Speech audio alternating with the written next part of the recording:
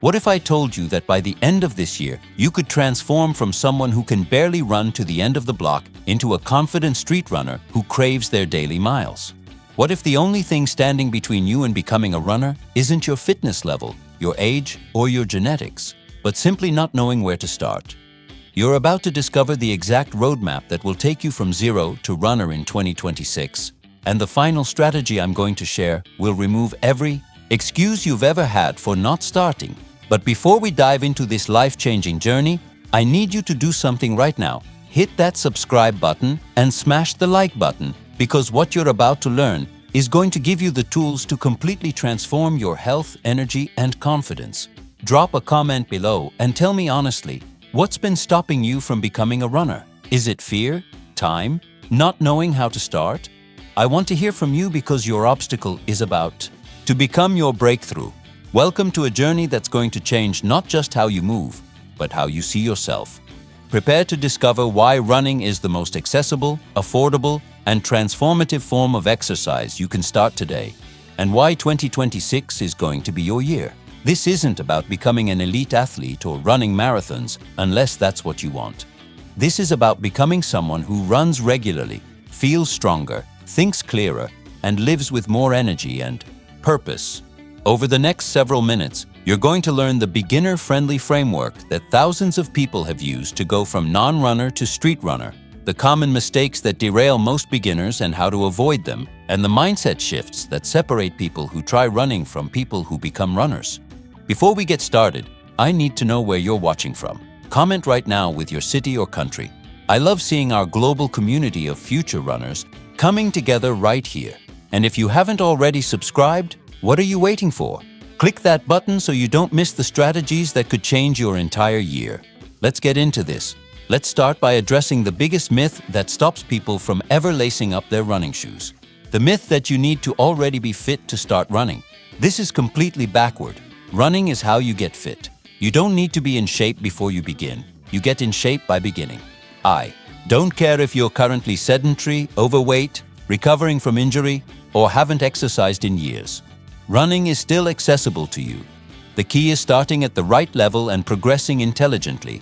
Here's the truth that the fitness industry doesn't want you to know. You don't need expensive gear. You don't need a gym membership. You don't need a coach or a training plan that costs hundreds of dollars. You need one thing, a pair of decent running shoes and the willingness to step out your front door.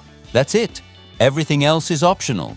The barrier to entry for running is lower than almost any other sport or fitness activity. You can literally start today, right now, with what you already have. So where do you actually begin? This is where most people get it wrong and quit within the first 2 weeks. They go out and try to run as far and as fast as they can on day one. Their lungs are burning, their legs are screaming, they feel like they're dying. They come home, thinking running is torture, and they never want to do it again. Sound familiar? The problem isn't running. The problem is the approach. Here's the method that actually works for beginners. It's called the run-walk method, and it's been proven to build running fitness while minimizing injury risk and mental burnout. Here's how it works. You alternate between short intervals of running and walking. On your first day, you might run for 30 seconds, then walk for 90 seconds. You repeat this cycle for 20 minutes total. That's it. That's your first workout. You're not trying to run continuously. You're teaching your body what running feels like in small, manageable doses. Your cardiovascular system is adapting, your muscles, tendons, and ligaments are strengthening.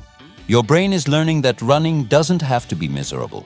Over the next several weeks, you gradually increase the running intervals and decrease the walking intervals. Week 2, you might run for 45 seconds and walk for 75 seconds. Week 3, 1 minute running and 1 minute walking.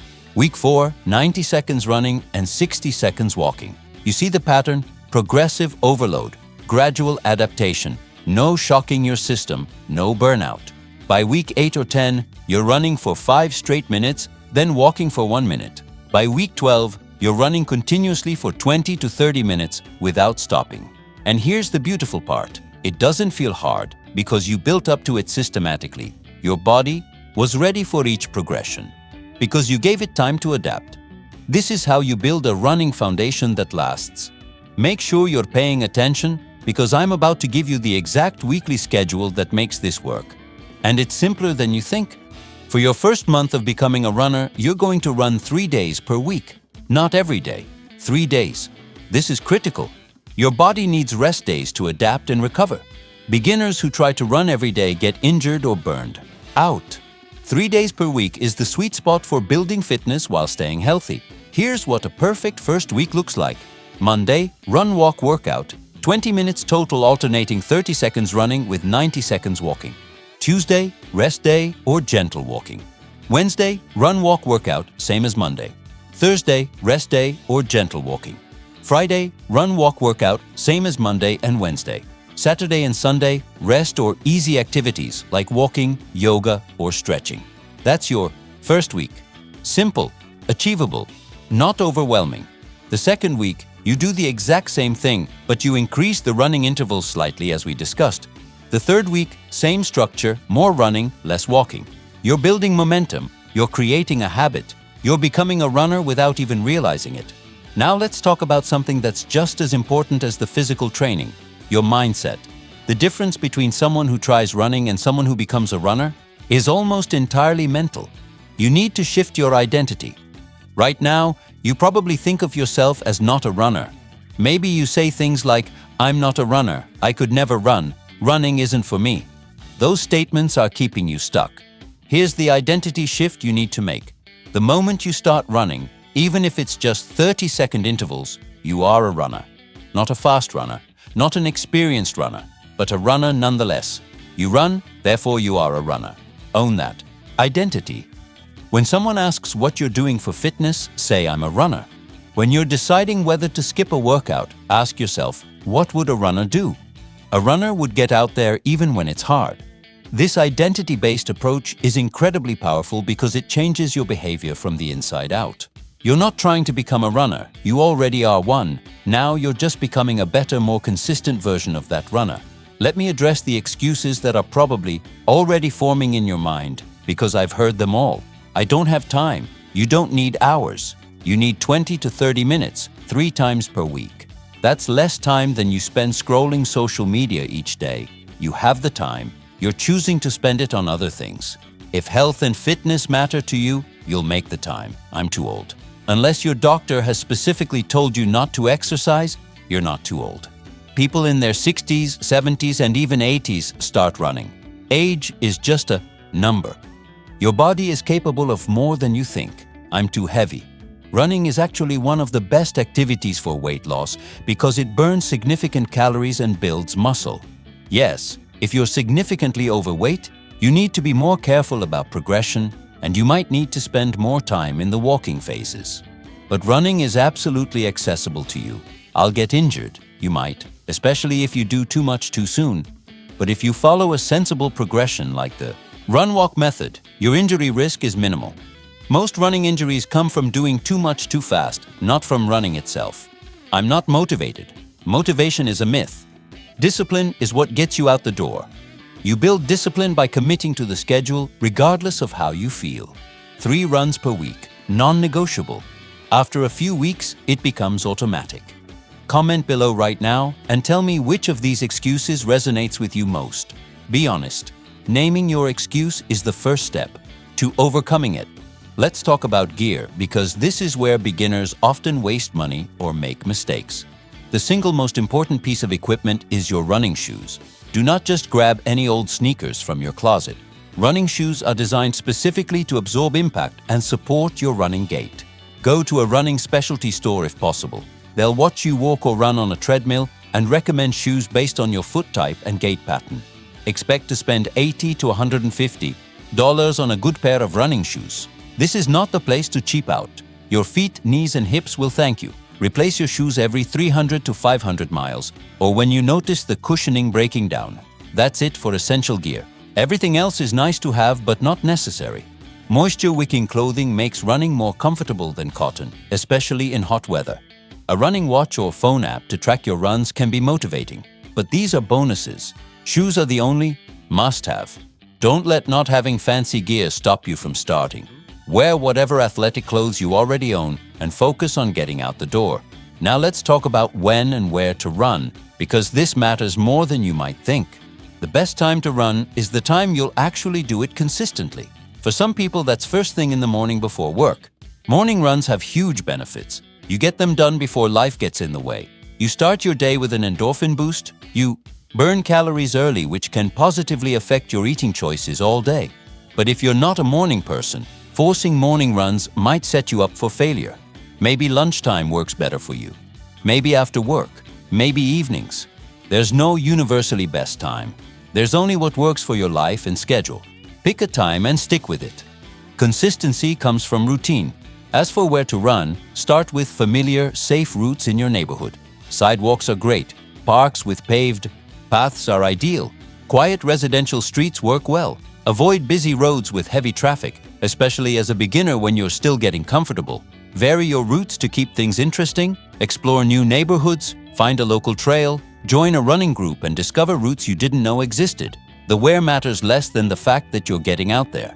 Here's something crucial that most beginners don't think about: fueling and hydration. For runs under 30 minutes, you don't need to eat or drink anything special beforehand. Just make sure you're generally well hydrated throughout the day. If you're running first thing in the morning, some people like a small snack, like half a banana, or a few crackers 30 minutes before. Others run fasted. Experiment and see what feels good for you. After your run, especially if it was harder effort, have a snack that combines carbohydrates and protein within 30 to 60 minutes. This helps with recovery. As your runs get longer, you'll need to think more about fueling strategies. But in these early weeks and months, keep it simple. Eat a balanced diet with plenty of whole foods. Stay hydrated. Don't overthink it. Your body will tell you what it needs. Listen to it. What are you thinking so far? Is this making sense?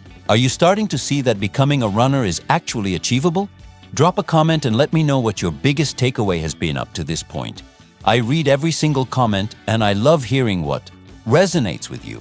Let's talk about one of the most important but overlooked aspects of becoming a runner: recovery and injury prevention. As a beginner, you're going to be sore. That's normal. Your muscles are adapting to new demands. But there's a difference between normal soreness and pain that signals injury. Normal soreness is a dull ache in your muscles that peaks 24 to 48 hours after a run and gradually fades. It's symmetrical, meaning both legs feel similarly sore. Injury pain is sharp or stabbing, localized to one specific area, doesn't improve with a few days rest, or gets worse during a run. If you experience injury pain, stop running and rest. If it doesn't improve in a few days, see a doctor or physical therapist. Don't try to push through real pain. That's how minor issues become major problems. Prevention is key. Always start your runs with a few minutes of easy walking to warm up your muscles and joints. After your run, do another few minutes of walking to cool down.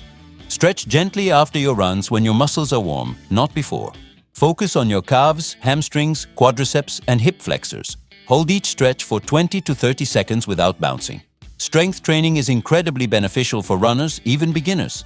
You don't need to lift heavy weights at a gym.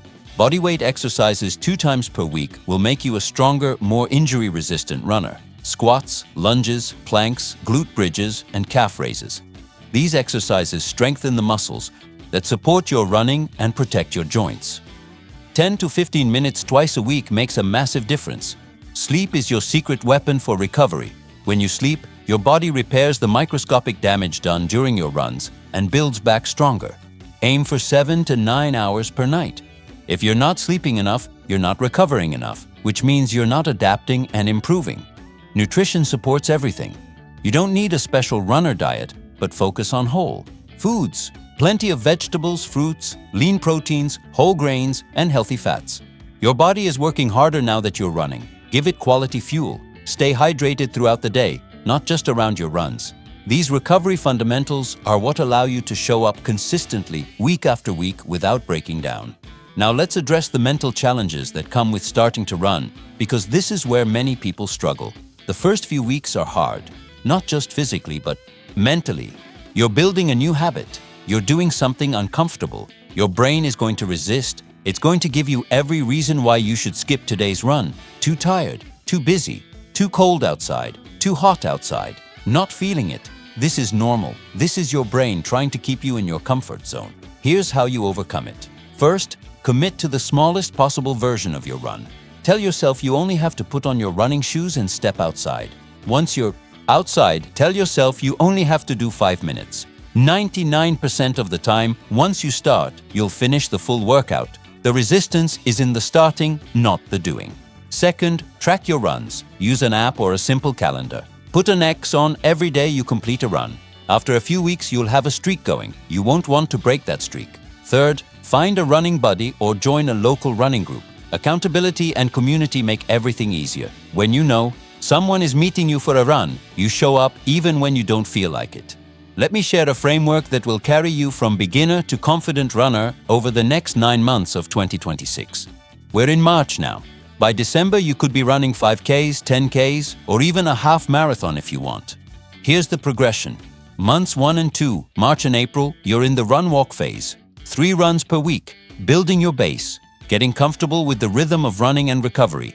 By the end of April, you should be able to run continuously for 20 to 30 minutes. Months 3 and 4, May and June, you transition to continuous running. You're still running 3 to 4 times per week, but now you're running the full time without walk breaks. You're gradually increasing your longest run. Maybe you hit 40 minutes or even an hour on your long run day. You might sign up for your first 5K race as a goal. Months 5 and 6, July and August, you're solidifying your runner identity. You've been running consistently for 5 to 6 months. It's a habit now. You're getting faster without really trying because your fitness is improving. You might add a 4th run per week. You're experimenting with different routes, paces, and distances. Months 7, 8, and 9, September through November, you're an established runner now. You're comfortable running 4 to 5 times per week. You've completed at least 1 or 2 races. You're setting new goals. Maybe you want to run a 10K. Maybe you want to improve your 5K time. Maybe you're considering a half marathon in early 2027. By December, when you look back at where you started in March, you won't even recognize that person. You've transformed your body, your health, your confidence, and your daily routine. That's the power of 9 months of consistent effort. Now think about this for a second. Where will you be in 9 months if you don't start? Exactly where you are now, or possibly worse. But where could you be if you start today and stay consistent? Completely transformed. That's the choice in front of you. Comment right now and tell me, are you ready to commit to becoming a runner in 2026? I want to see your commitment in writing. Make it real by putting it out there. Let's talk about something that will either make or break your success. Dealing with setbacks. You're going to miss runs. Life happens. You get sick. Work gets crazy. Family obligations come up. Weather is terrible. You're going to have bad runs where everything feels hard and you wonder why you even bother. You might get a minor injury that sidelines you for a week or 2. These setbacks are not failures. They're part of the journey. Every single runner, from beginners to Olympians, experiences setbacks. What separates those who quit from those who succeed is how you respond. When you miss a run, don't spiral into guilt or give up entirely. Just get back out there for your next scheduled run. One missed workout doesn't erase all your progress. When you have a bad run, remember that bad runs make the good runs feel even better. Sometimes your body just isn't feeling it, and that's okay. When you get injured, rest properly, address the issue, and come back smarter. Don't try to rush back too soon. The comeback is always possible if you're patient. Resilience is built through overcoming obstacles, not avoiding them. Here's a powerful mindset shift that will help you long-term. Stop thinking of running as punishment or something you have to do. Start thinking of it as something you get to do. You get to move your body. You get to spend time outside. You get to clear your mind. You get to challenge yourself. You get to build strength and confidence. This shift from obligation to privilege changes everything. Running becomes something you look forward to instead of something you dread. On the days when it's hard, remind yourself why you started. Maybe it's for your health. Maybe it's to set an example for your kids. Maybe it's to prove to yourself that you can do hard things. Maybe it's because you want to feel strong and capable. Your why is your anchor. When motivation fades, your why pulls you through. Write down your why and put it somewhere you'll see it. On your mirror, in your phone, on your fridge. Let it remind you on the hard days. Let's talk about community because running is so much better when you're not doing it alone. Find your people. Look for local running clubs in your area. Most cities have beginner-friendly groups that meet weekly for group runs. Everyone runs together at whatever pace works for them. It's supportive, social, and fun. You'll make friends who understand the journey you're on. Join online running communities. Facebook groups, Reddit forums, Strava clubs. Share your progress, ask questions, celebrate victories, and get encouragement when you're struggling. Sign up for local races even if you're nervous. The energy of race day is incredible. Thousands of people all chasing their own goals. The community at races is supportive and inspiring. No one cares if you're slow. Everyone is just happy you're out there. Follow runners on social media who inspire you. But be careful not to compare your beginning to someone else's middle or end. Run your own race. Your only competition is who you were yesterday. Community provides accountability, motivation, knowledge, and friendship. Don't underestimate how important this is. I want to give you a challenge right now, a commitment challenge. If you're serious about becoming a runner in 2026, I want you to commit to 30 days. Just 30 days of following the Run Walk program we discussed, 3 runs per week for 4 weeks. That's 12 runs total. Commit to those 12 runs no matter what. Put them in your calendar. Treat them like doctor's appointments, non-negotiable. After 30 days, assess how you feel. I guarantee you'll feel stronger, more energized, and proud of yourself. You'll have built momentum. You'll have proven to yourself that you can do this. Those 30 days will change your trajectory for the entire year. If you're ready to take this challenge, comment below right now and say, I commit to 30 days. Make it public. Make it real. Accountability starts now. And if you found value in this video, hit that like button so more people who need to hear this message can find it. Let's build a community of new runners right here. Before we wrap up, let me leave you with one final truth. You don't need to be perfect. You don't need to follow every single piece of advice flawlessly. You don't need to never miss a run or always feel motivated. You just need to keep showing up. Consistency beats perfection every single time. A year from now, you won't remember the runs you missed or the days you struggled. You'll remember that you became a runner. You'll remember how you felt crossing your first finish line. You'll remember the morning runs where you watched the sunrise. You'll remember how your body got stronger and your mind got clearer. You'll remember that you did something hard and you didn't quit. That's what 2026 can be for you.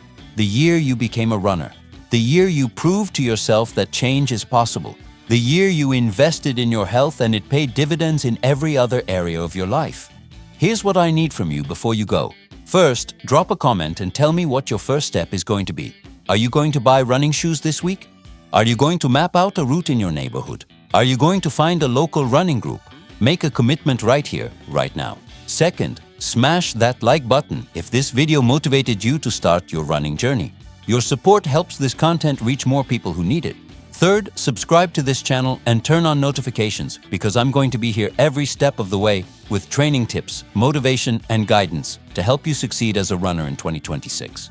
And finally, I've got another video queued up for you that breaks down exactly how to run your first 5K from start to finish. Click the video on your screen and keep this momentum going. You've got 9 months left in 2026 to become the runner you've always wanted to be. The question isn't whether you can do it.